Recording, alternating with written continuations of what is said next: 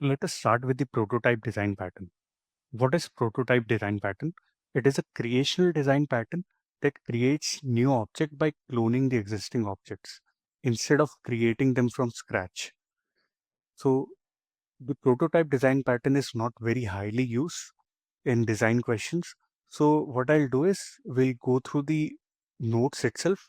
The example is also there in the notes. We'll go through it and we'll just understand what does the prototype design pattern mean. And like we can take a usual example. We'll take an example of, let us say, a resume. So you must have seen someone else's resume sometimes, and you must have thought like we can change the name and we'll try to study what the skills and what the projects they have done, right? So we can do that. Now, if I ask you to code that up, so in that case, clone or you can say prototype design pattern can be used. So let us create a class of resume, which is actually an interface. So for now, you can just assume that you have a function called show, which displays the resume over to the screen. You have a virtual destructor, you have a virtual method called show, and now you have a developer resume which implements the resume class. Now you have to override the show method. So inside this, you create two attributes, which is name and the skill, right? Once this is done, you will have some setters. You can have it. You can have some getters as well. Now the main thing is like you have to override the show method because it's a virtual method, virtual function, right? So you will override it and display it over to the screen, see out it.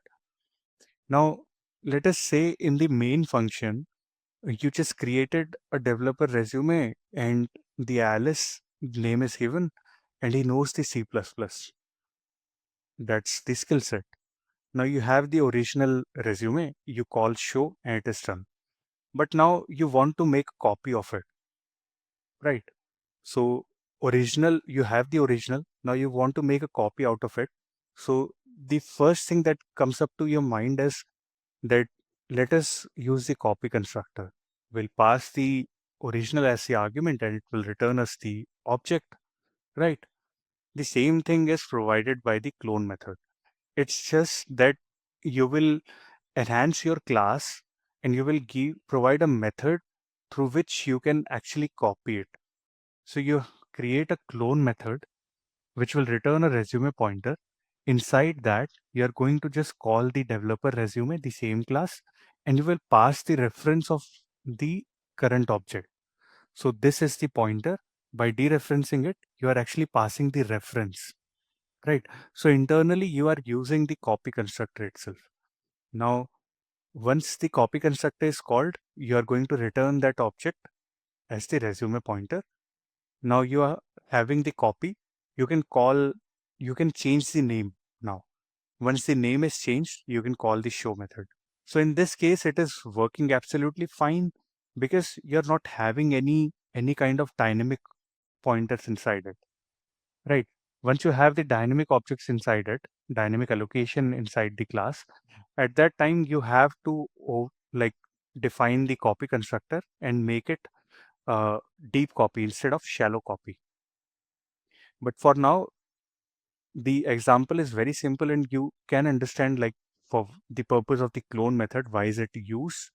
And the copy can be created and you have to just delete the original and the copy at the end. It works very simple. So this is all about the prototype design pattern.